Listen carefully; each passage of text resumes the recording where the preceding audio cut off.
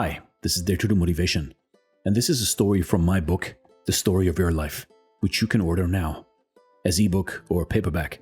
I will put the link in the description, and you can see the picture of the book now on video. So enjoy the story, and if you want more of these stories, then just order the book. It's really good. Appreciate it. The Official and the Monk. One day, a high-ranking government official went to the local Buddhist temple to meet with a well-known and highly regarded elderly monk. They were to discuss matters of taxation and property redistribution, which could affect the temple, as well as the monks who lived there. The old Zen master warmly welcomed the man and invited him into the temple.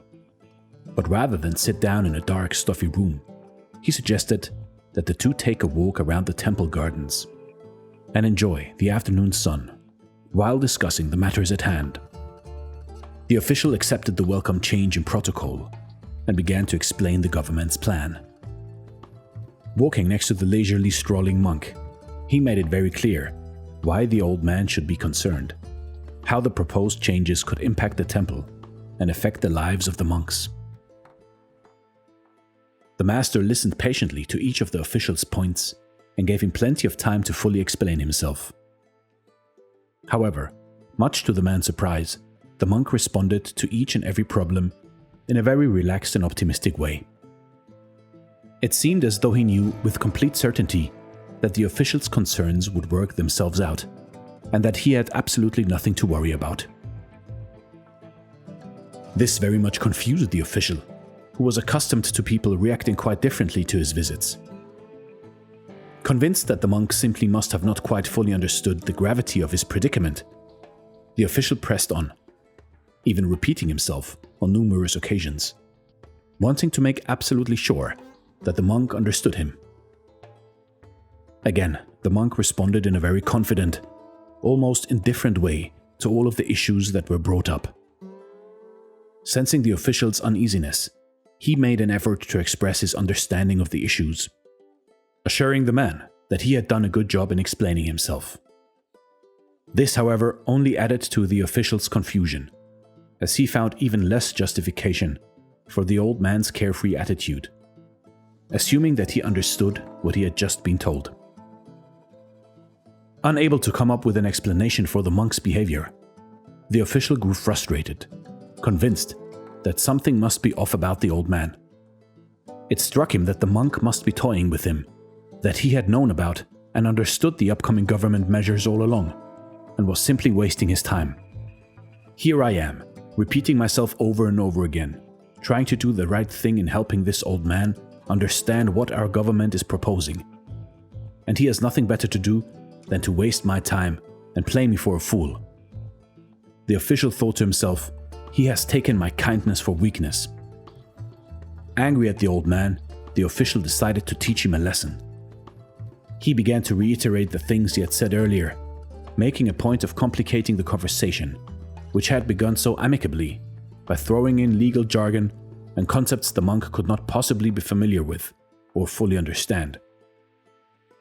Wanting to scare and unsettle the old man, he did the best he could to paint a picture that was a lot more bleak than what the Buddhist congregation actually was to expect.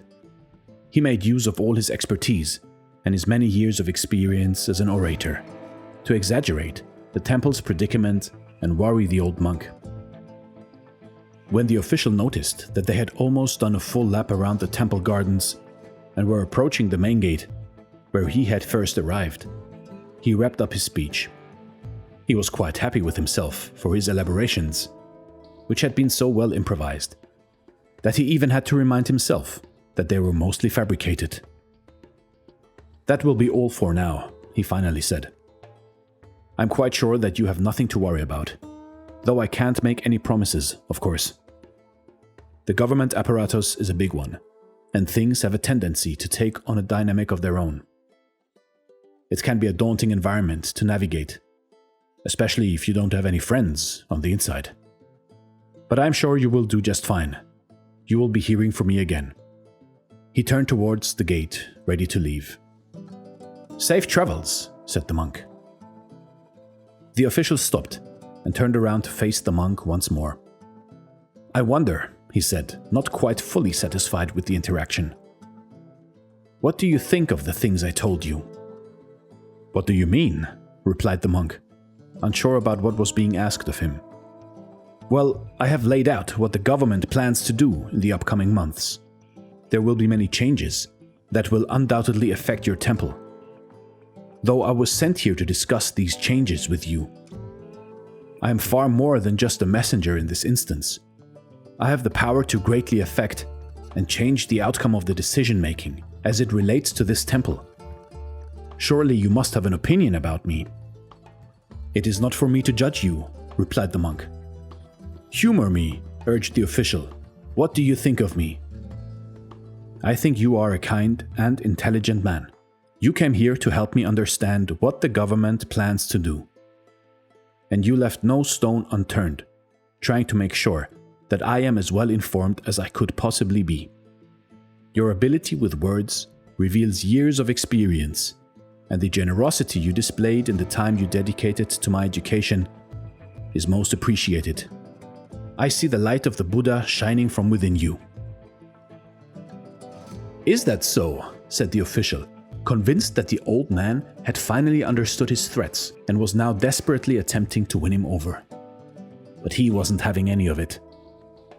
"Do you want to know what I think of you?" he said. "It is not for me to question your judgment of me. You are entitled to your own opinions," replied the monk. "Well, I am going to tell you anyway," said the official, eager to finally speak his mind and lash out at the old man. "I think you are an arrogant old fool who has nothing better to do than to waste my time. I think you will be the downfall of this temple, and I have half a mind to help you make that happen." With those last words, the official turned around and left. Later that evening, he was having dinner with his wife. Enjoying the delicious food she had so lovingly prepared, it occurred to him that he could entertain her by telling her about the rude old monk and how he had so cleverly put him in his place.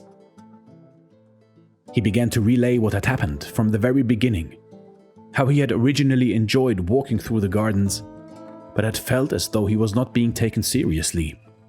He told her how he had made an admirable effort to explain things to this poor and unknowledgeable old man, only to find out that the monk had taken him for a fool and tried to confuse him and waste his time.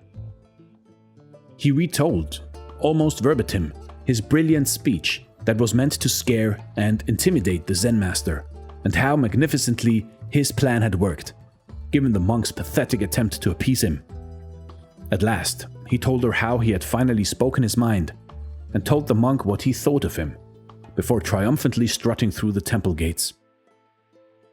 There was an awkward and unexpected silence that had engulfed the dinner table and seemed to be spreading throughout the entire house. His wife had been listening very patiently, waiting for a turn in the story that never came. She had stopped eating at this point and was merely staring at her husband in disbelief. An expression of disappointment, embarrassment, and anger marked her face. "You stupid, conceited, arrogant man. Can't you see that you made a fool of yourself today? The old monk at the temple is one of the kindest, most generous, and highly regarded people in town. Not one person has a bad thing to say about him. You, however, managed to mistake his tranquility and serenity for arrogance and animosity. The old man did not insult you. All he did was hold a mirror to your face." The official was visibly confused by his wife's reaction and did not understand what she was saying. She took a deep breath and let out a long sigh, clearly frustrated that she had to explain herself. When a person has the heart of an arrogant fool, all he sees in other people is his own arrogance and stupidity. You got angry with the old man for wasting your time, when all along it was you who was wasting his, repeating the same boring government plans over and over again, when he understood you perfectly well the first time. You weren't trying to help him, you just wanted to satisfy your own sense of importance and get some kind of submissive reaction out of him.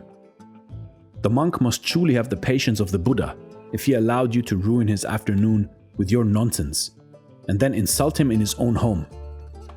What the monk was describing when he was complimenting you was actually his own light shining back at him through you. Well, there you have it, the man defiantly retorted, upset by his wife's admonishment. I too must have the light of the Buddha within me, no? No, she concluded, angrily and disappointed, as she got up and began to clear the table. The old monk has a heart like that of the Buddha. That is why all he sees in anyone and everyone is the light of the Buddha, even in someone like you.